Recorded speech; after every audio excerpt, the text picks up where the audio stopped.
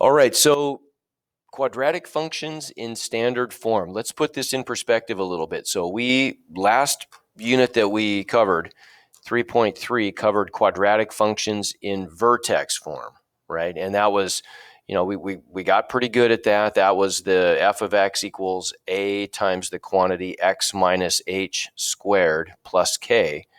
And that was a really convenient form for graphing quadratic functions, right? And that's what we focused on. Well, today we're just going to focus on graphing quadratic functions in a new form called standard form. And like I say, the good news is it's really almost identical to what we did last unit or last section with just a couple little additions, but we'll go through all that in a second. You might ask, why would we even bother with something like this, putting a quadratic equation or a quadratic function in a new form? And here is standard form, right? It's f of x equals ax squared plus bx plus c. And you can see that's different than vertex form, right? Which is what we were dealing with last section. F of x equals a times the quantity x minus h squared plus k. Why do we do that? Why do we write stuff differently in math? Why can't we just write it always the same? Well, it turns out that there's a reason we do this stuff. Sometimes it's much more convenient for us to write a quadratic function in a standard form like this. We haven't really seen those applications yet. Why would we do it? Well, we'll see that more next unit.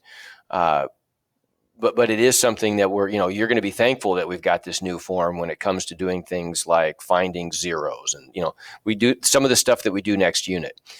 Vertex form, really, it's where it shines is graphing. It's a really easy form for us to graph quadratic functions from, okay? But now we got to deal with a new form here, ax squared plus bx plus c. Just like before, we were able to dial in vertex form. We could dial in values of a and h and k to create any parabola we wanted to in the xy plane. We can do the same things with a, b, and c, okay? Just not quite as convenient. We knew before that in vertex form, h and k represent the coordinates of the vertex, and so we can just look at the function and see what h and k are. It makes it really easy to graph. Just by inspecting the function, we can see what the vertex is, and a tells us how much we're stretching or compressing, or if we're reflecting the function, right? Fortunately, a means the same thing in both cases, but not the b and the c. All right, so quick recap. Just brief review after a weekend here. A quadratic equation, we know if we graph it, it always creates a parabola, right? A U-shaped graph. And it doesn't matter what form we write it in, vertex form or standard form, it still gives us a parabola. A does the same thing in both cases. If it's positive, the parabola opens up. If it's negative, it opens down. We know that A is the vertical dilation factor, right? So it's determining whether we're stretching or compressing or reflecting the function. We know that the vertex, if the parabola is opening up, then the vertex is it's a turning point. It's where the parabola is turning from decreasing to increasing, right? But in this case, we know it would be the lowest point on the graph, and so we would call it a minimum. If the parabola is opening downward, then the vertex becomes the highest point, and it's a maximum. Okay, and then we talked about the fact that parabolas have symmetry. So the vertical line that divides the parabola into two symmetrical halves is called the axis of symmetry. Okay. All right. So now what do we do with, how do we deal with graphing a quadratic function in standard form? Well, the good news is it's really just the same stuff we did. The only difference is in order to calculate what h and k are, and that's going to be our strategy. We just want to find the x and y coordinates of the vertex. And we already know what a is. It's the coefficient of x squared. But to find those, we have to add a little formula. Okay, here's our little formula.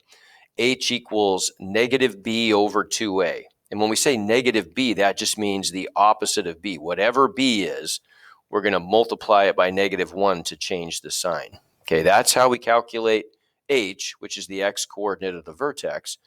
And then how do we ever calculate a y value? Don't we just plug the x value into the function? Isn't that always our strategy?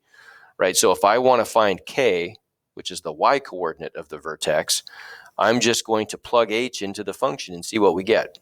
So in other words, k is always just equal to f of h. Okay? And so once we do that stuff, then it's just exactly like vertex form. Once we know what H and K are and what A is, we can just make our graph from that information, right? Only difference being that we've got to calculate that H by calculating negative B over 2A. And we've got to calculate that K by plugging that into the function. But just like before, it's going to be a parabola. It's going to have symmetry.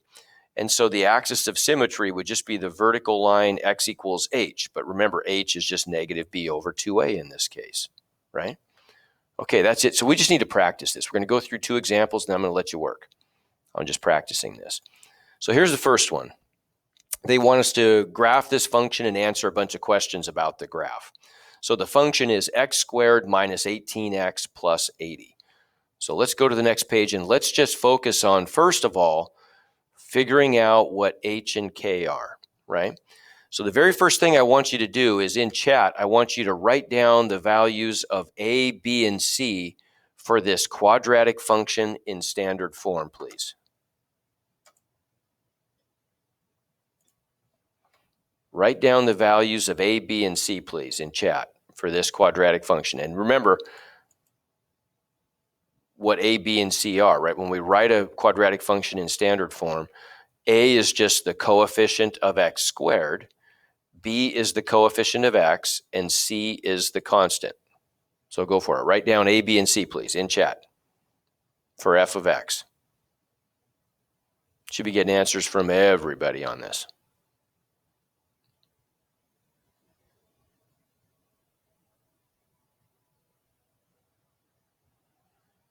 Okay, I'm getting a few.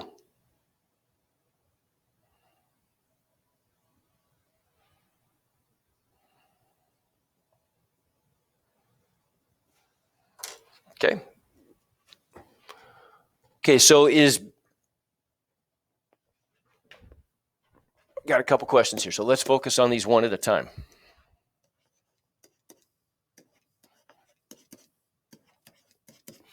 So A is the coefficient of x squared. So I saw a couple x's in there. A is going to be a number. What's the number that's being multiplied by x squared? Type it in chat real quick. What's the number? Okay, good. It's a 1, isn't it? Right? So A is 1. B is the coefficient of x. So what's the number that's being multiplied by x? Type it in chat. Good. It's negative 18, isn't it? Yeah. So negative 18. And C is the constant. So that's just 80, isn't it? Right? So we know A, B, and C. Now is where we're going to use this little formula. We just want to remember this formula. We use it all the time. So we know H. We can calculate H. Once we know what A, B, and C are, H is negative B over 2A. So what's the number on the top of the fraction there, please? Type that in.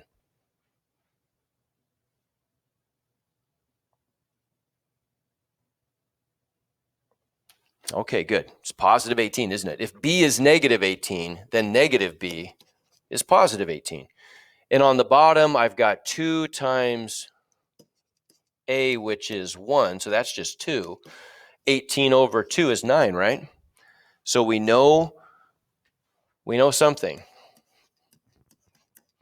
We know that the x-coordinate of the vertex is 9. Now we need to find the y-coordinate of the vertex. So to do that, we're going to plug h into our function, right? And h we found was 9, right? So what's that give us? Remember how we do this. If I want to evaluate the function f at 9, well, here's f up here, right? So every place where I have an x, I'm going to open up an empty quantity. So I get an empty quantity squared for something squared. I'm going to plug in something for x, right?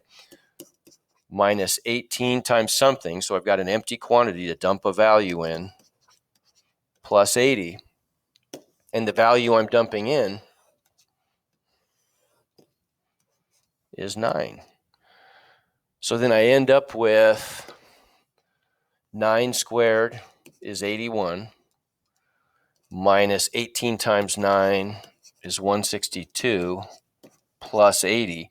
Well, let's add the positive terms up. 81 plus 80 is 161, minus 162 is negative 1, isn't it? Okay, so I figured out that k is negative 1. And then I already know up here, you already told me that a is equal to 1. And so just like in the last section, if I know the values of h and k and a, isn't that everything I need to make a graph, right?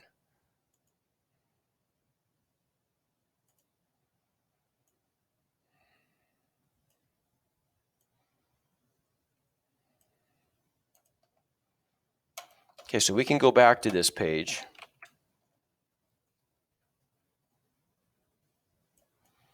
And just by knowing those values, we should be able to make a graph of this parabola. So we know the vertex, don't we? The vertex is 9, negative 1. Now we've got to graph it. So let's locate the vertex and make our graph. So the vertex is at positive 9, negative 1. Positive 9, negative 1. So it's right there, right?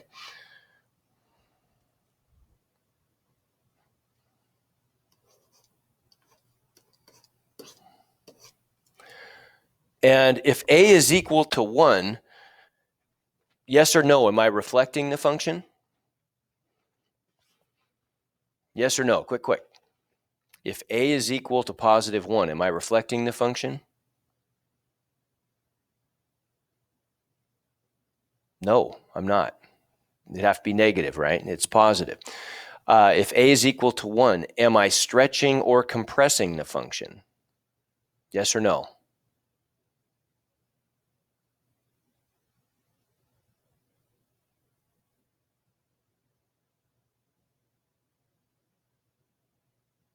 No, I'm not, right? I'm not.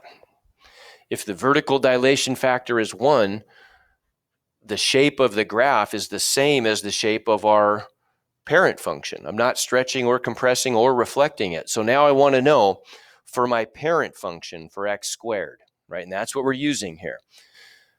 When I go 1 to the right from the vertex, everybody type in quickly here. If I go 1 to the right from the vertex, how far up do I go? So what's the height of the parabola if I go 1 to the right from the vertex? Type it in. Over 1 and up how far?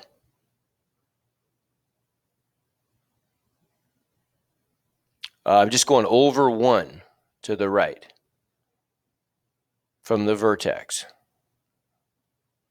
Okay, good. Yeah, you're going over 1 and up 1 squared, which is 1. Good. Okay, so let's make that point. So over 1, up 1, and there's a point. Okay. If I go over 2 from the vertex, I go up how far? Type that in.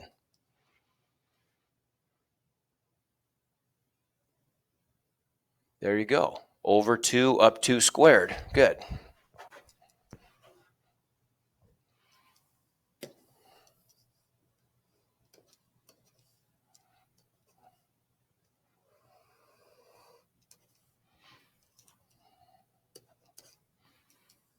And if I go over 3, how far up do I go? Good. Up 3 squared, which is 9. Good.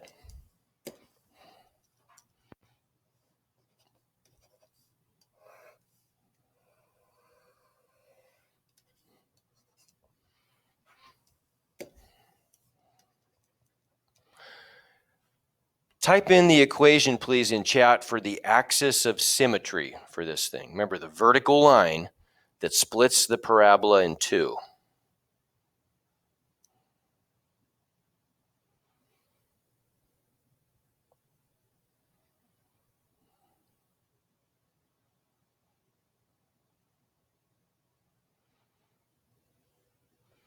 Okay, careful. We've got a good start. We know it has to be x equals something, but it's got to be x equals h, right? Oh, there we go. Good. So x equals 9. Good. There, my h is 9, isn't it? Okay, so then here's the line. Let's go ahead and move our axis of symmetry over. And it's just got the equation. You just told me it's got the equation x equals 9. And I can use that to get some points on the other side, right? Some free points. I know, like, I could reflect this point. It goes through the vertex, but the next point over, I could reflect that over. I could reflect this guy over. So instead of 1 to the right, it's going to be, or sorry, 2 to the right, it's going to be 2 to the left of the axis.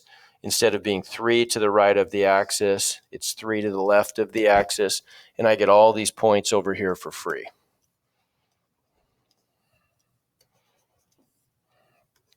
And now all I've got to do is just graph my parabola.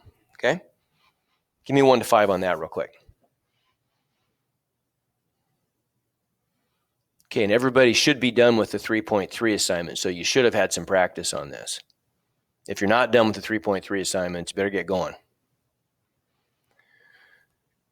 So remember, there's another, I want to point just one thing out too. You can always, if you want to, fall back on a t-table. It always works. So I calculated h and k. I already know that I've got a vertex where x is 9 and y is -1. I could, if I wanted to, I could very easily just say, okay, well, if the vertex has an x coordinate of 9, then I'll go 1 to the right, which puts me at x equals 10, and just plug that into my function and see what I get. Right, here's my function up here. So f of 10 would just equal, instead of an x, I'm going to have a 10 that I'm squaring, minus 18 times 10, plugging in 10 for x, plus 80. And what's that give me? It gives me 100 minus 180 plus 80. Well, that's just 0, isn't it? Right? So I end up with a point at 10, 0, which I have right there, don't I? Look. Whoops.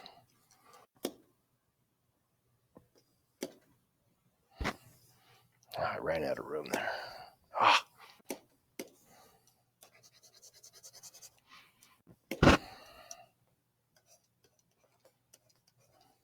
So there's 0.10, 0. I could plug in 11.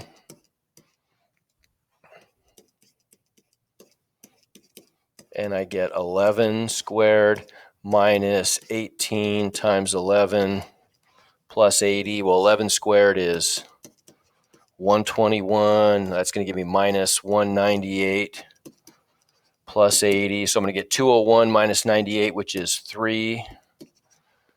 If I add those numbers up, and sure enough, there's a point right there with coordinates 11, 3. See, I could find those coordinates using a t-table also if I wanted to, right? And if I'm using a t-table, remember, like, I could just be using, if I'm calculating points using a t-table, I can just use a calculator, right, to find those points too if I want to. All right, so moving on. What's the domain? Type that, and I want it written in interval notation. What's the domain of any parabola that opens up or down? Using interval notation, please. Write that in chat.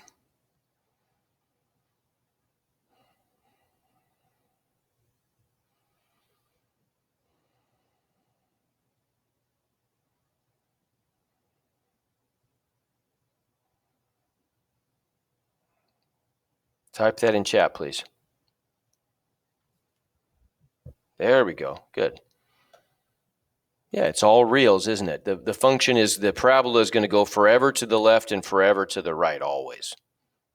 Right? Never gets, it's an infinite function. So always looks like negative infinity to infinity. What about the range though?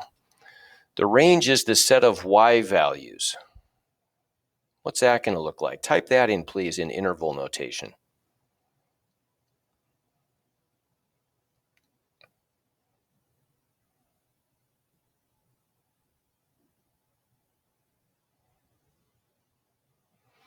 Okay, so it does have a lowest value, doesn't it? Its lowest value in this case is -1.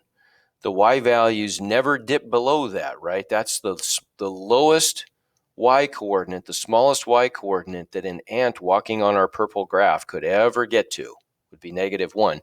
He can go up forever to infinity. And we would have to have brackets there because -1 is a y value that is included, right? That's a part of our function. So there's what the range should look like. Okay, how about this next part here? Based on our graph, what's the largest open interval? So, I mean, it's the open interval of the domain. So think about that. It sounds complicated. We just want the part of the domain where the function is increasing, written as an interval notation. So remind yourself what it means to be increasing. That's where an ant moving in the positive x direction would be carried uphill on the function. So type that in. What's the interval of the domain? So the interval of x values where the ant would be walking uphill from left to right, where the function is increasing. Type that in, please. Ah, good, Laura. Good. Oh, bunch of people. Good answers. Right? So we got one small difference here. Looks like everybody's basically in agreement. What about the point 9 here? Is the ant walking uphill at the vertex at 9? Yes or no?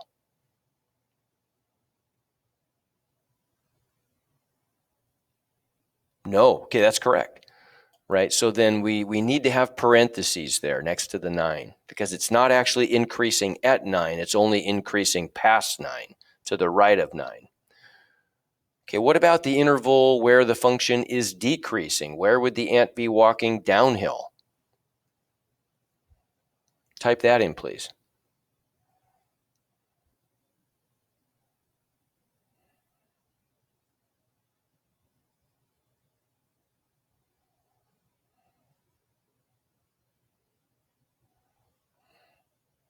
Okay, good answers. Yeah, that'd be all the way from -infinity up to an x value of 9, but we don't include 9 because 9 is the transition, isn't it? That's at the bottom of that valley. That's the transition from decreasing to increasing. So it's neither one of them. Good. All right, let's try one more of these and I'm going to let you work. So how about this function? Now we'll take the function f of x equals -2x squared minus 12x minus 10. So there's our function. First of all, please type in the values of a, b, and c. And I should get responses from absolutely everybody on this. I've noticed I'm not getting responses from everybody. I'm getting a lot of people are right with me on this, and I'm getting good responses, but there's some people who haven't answered much, if anything.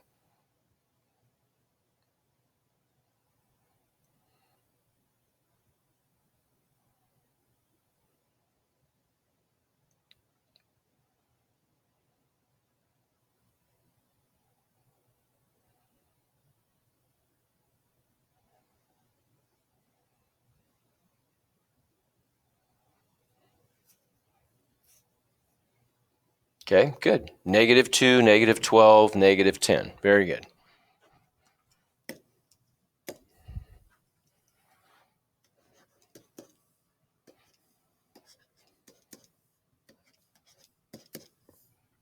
So a is -2. That's the coefficient of x squared. B is -12. That's the coefficient of x. And c, which is the constant, is -10. Okay, next, without looking. Oh, and by the way, did you guys find this is the notes? I should let you know about this. The notes are put together in kind of a goofy order, the way these notes are published. The stuff for today is on page 11 of your packet. It's for some reason, it's really in kind of a dumb place. It's between the absolute value function in vertex form and quadratic function in vertex form, which is really a weird place for it to be, but it's on page 11, just so you know, if you were looking for those notes. Okay, so now without looking at your notes, see if you can write down for me what is the formula for calculating h. So I just typed it in chat. That's the question I want you to fill in. H is equal to what? What's the formula I use to calculate H in terms of A and B and C? What is it? Okay, good. But now just write it with A's and B's. There you go. Write it with A's and B's in it real quick. Good. Okay, so our formula is negative B over 2A. And so if I plug numbers in, then what are the numbers going to be? The number, now type in what are the numbers? Well, the number on top would be what, and the number on the bottom would be what? What divided by what? Okay, good. So I'm getting, if B is negative 12, then negative B is positive 12 divided by 2 times A. So A is negative 2, right?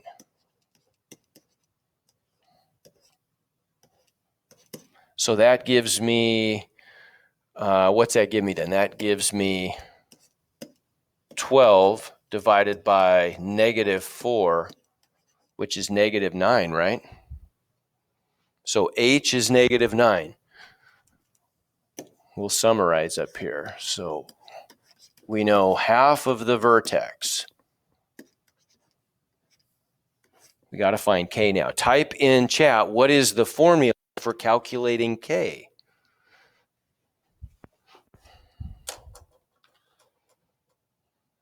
Good, so we're answering the question K equals what?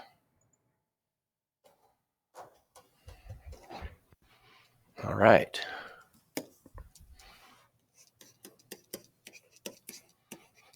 K equals f of h, good, which in our case is f of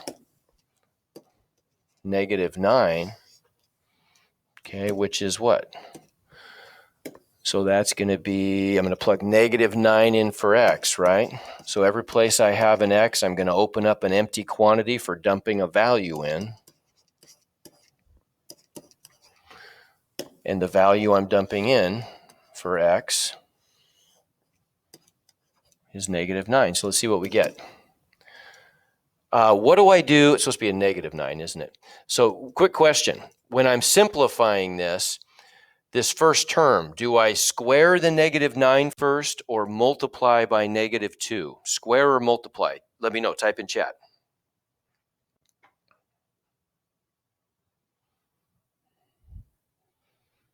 Good. By PEMDAS, I would do exponents first, right, before I multiply. So I square. So I get negative 2 times 81 because negative 9 squared is 81, right?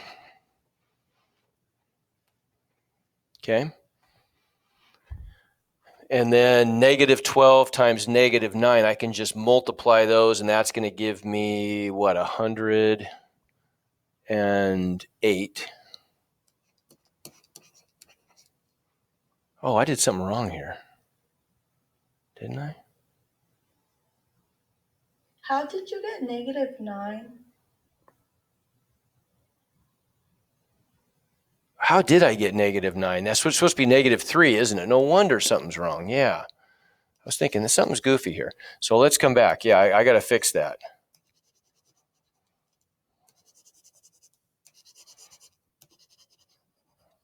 Got to fix this. I don't know what I was doing. 12 divided by negative 4 is negative 3, isn't it? Not negative 9.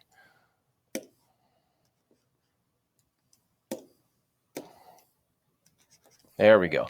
So that's the number I'm plugging in is negative 3. That's the number that I'm squaring first, and negative 3 squared is positive 9. Negative 12 times negative 3 is positive 36. That's much better, isn't it? Minus 10. So then we get negative 2 times 9 is negative 18. 36 minus 10 is 26. And then negative 18 plus 26 is what, 8? So that's my y-coordinate of the vertex is 8. And we already know that A is equal to negative 2, right? Okay, so if A is -2, let's just kind of, in our mind, we want to make a prediction what this graph is going to do. If A is -2, am I reflecting my parent graph? Yes or no? Yes, good, because A is negative. Okay, what about the 2 part? The negative part says I'm reflecting. What about the 2 part? Am I stretching or compressing?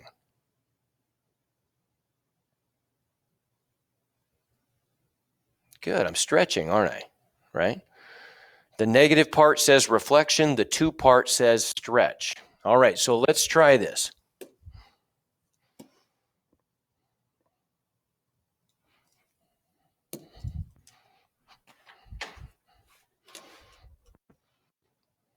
We know the vertex and we know what A is, so that's all we need. We should be able to graph this thing like we did in section 3.3 then.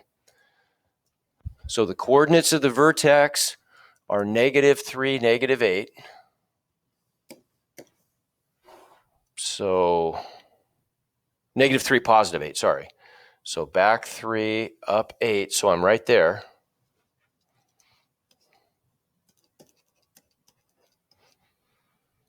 Okay, and you've already told me before that normally I would go 1 to the right and up 1 on my parent graph, right? Darn it.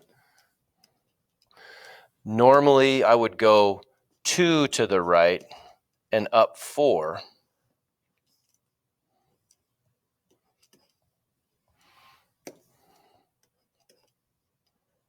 And I'd do the same thing on the other side.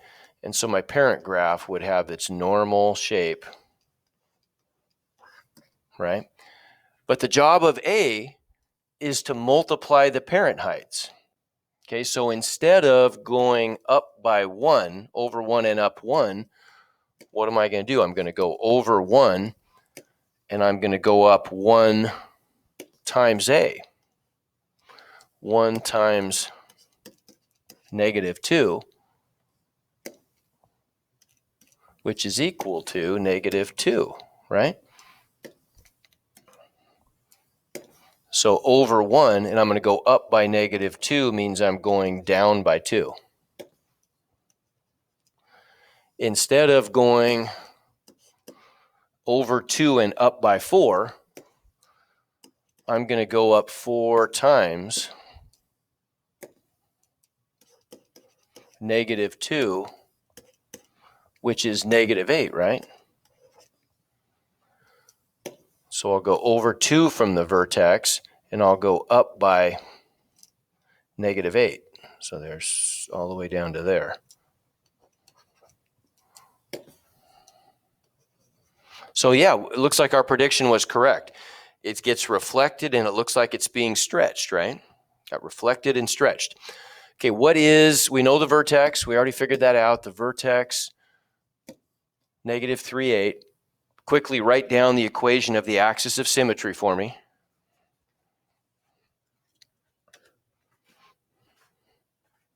Write that down in chat.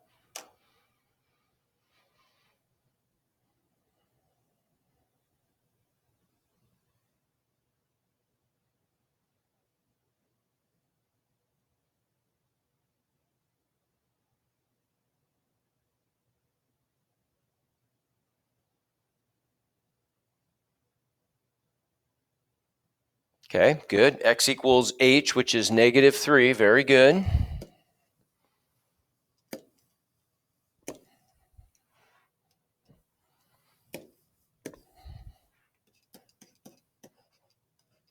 Right, x equals h. So I can add my axis of symmetry to this thing. Remember, that has the equation now, x equals -3, you told me. And I can use that to my advantage. I can just reflect these points over to create some free points on the other side. And there's my parabola, right? And of course, I could always, if I wanted to, I could just use my t-table to calculate those extra points if I wanted to. Like I could plug -2 into my function.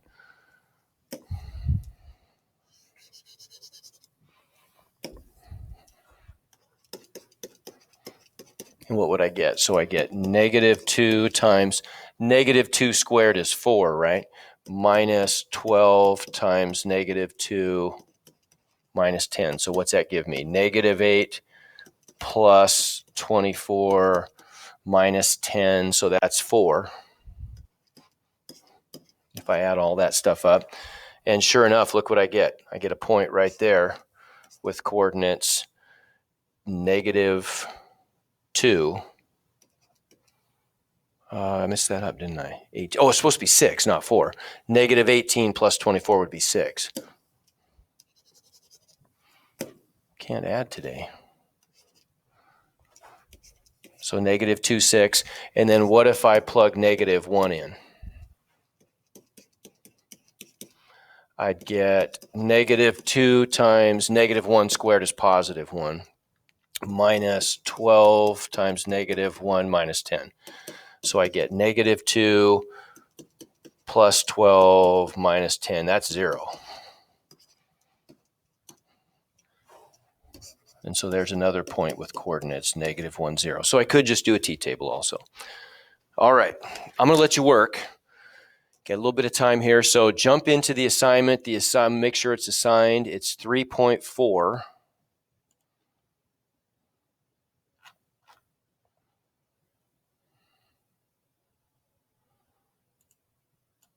Okay, it's now assigned if you refresh in Math Excel. So jump in. It's due on, it's not going to be due till the 4th. So it'll be due on Thursday. Jump in and see if you can do a couple questions though. Just to kind of get, help yourself remember how to do this. While it's fresh in your mind, go in and try a couple, and then your brain will latch on to that and it'll be easy to do in the future. Okay, I'll be here if you have questions, but jump in and get some work done.